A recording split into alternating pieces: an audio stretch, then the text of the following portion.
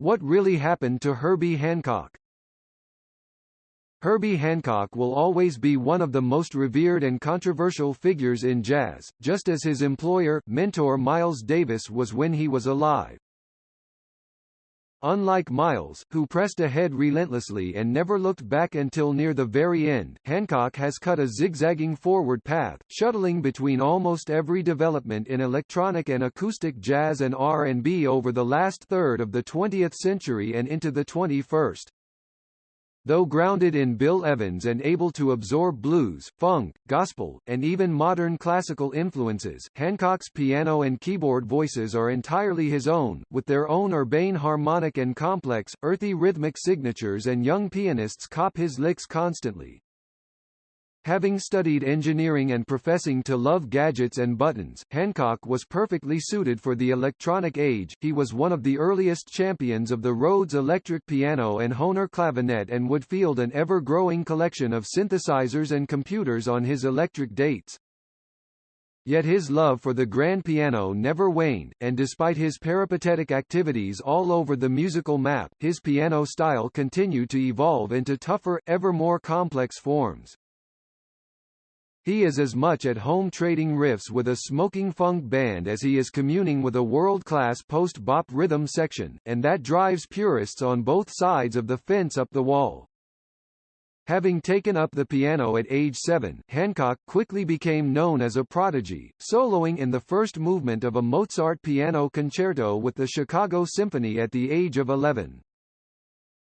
After studies at Grinnell College, Hancock was invited by Donald Byrd in 1961 to join his group in New York City, and before long, Blue Note offered him a solo contract. His debut album, Talkin' Off, took off after Mongo Santamaria covered one of the album's songs, Watermelon Man.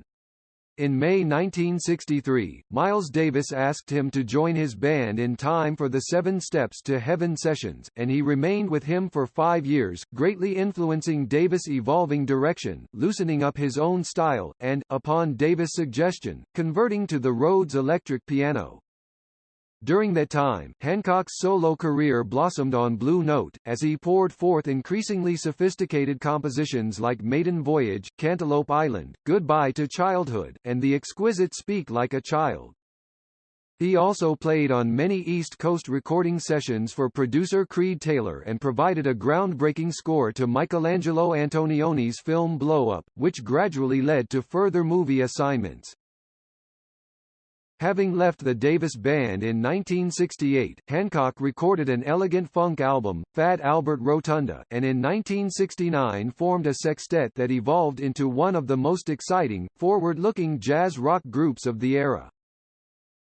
By then deeply immersed in electronics, Hancock added Patrick Gleason's synthesizer to his Echoplexed, fuzz-wah-pedaled electric piano and clavinet, and the recordings became spacier and more complex rhythmically and structurally, creating their own corner of the avant-garde. By 1970, all of the musicians used both English and African names. Alas, Hancock had to break up the band in 1973 when it ran out of money, and having studied Buddhism, he concluded that his ultimate goal should be to make his audiences happy. The next step, then, was a terrific funk group whose first album, Headhunters, with its Sly Stone-influenced, hit single, Chameleon, became the biggest-selling jazz LP up to that time. Handling all of the synthesizers himself, Hancock's heavily rhythmic comping often became part of the rhythm section, leavened by interludes of the old urbane harmonies. Hancock recorded several electric albums of mostly superior quality in the 70s, followed by a turn into disco around the decade's end. In the meantime, Hancock refused to abandon acoustic jazz. After a one-shot reunion of the 1965 Miles Davis Quintet at New York's 1976 Newport Jazz Festival, they went on tour the following year as VSOP. The near-universal acclaim of the reunions proved that Hancock was still a whale of a pianist, that Miles' loose mid-60s post-bop direction was far from spent, and that the time for a neo-traditional revival was near, finally bearing fruit in the 80s with Wynton Marsalis and his ilk. VSOP continued to hold sporadic reunions through 1992, though the death of the indispensable Williams in 1997 cast much doubt as to whether these gatherings would continue. Hancock continued his chameleonic ways in the 80s, scoring an MTV hit in 1983 with the scratch-driven, electro-influenced single Rocket, launching an exciting partnership with Gambian kora virtuoso Fode Musasuso that culminated in the swinging 1986 live album Jazz Africa, doing film scores, and playing festivals and tours with the Marsalis brothers, George Benson, Michael Brecker, and many others.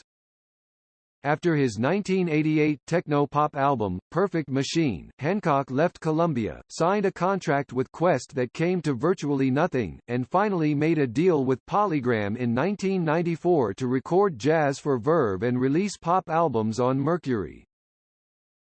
Well into a youthful middle age, Hancock's curiosity, versatility, and capacity for growth showed no signs of fading, and in 1998 he issued Gershwin's World. His curiosity with the fusion of electronic music and jazz continued with 2001's Future to Future, but he also continued to explore the future of straight-ahead contemporary jazz with 2005's Possibilities. An intriguing album of jazz treatments of Joni Mitchell compositions called River, The Joni Letters, was released in 2007 and won a Grammy for Album of the Year in 2008. 2 years later, Hancock released his The Imagine Project album, recorded in 7 countries with a host of collaborators including Dave Matthews, Wands, and Wayne Shorter. He was also named Creative Chair for the new Los Angeles Philharmonic. In 2013, he was the recipient of a Kennedy Center Honors Award, acknowledged for his contribution to American performing arts. An expanded 10th anniversary edition of River, The Joni Letters, was released in 2017, and he continues to perform regularly. That's what happened to him, hoping to help with your curiosity.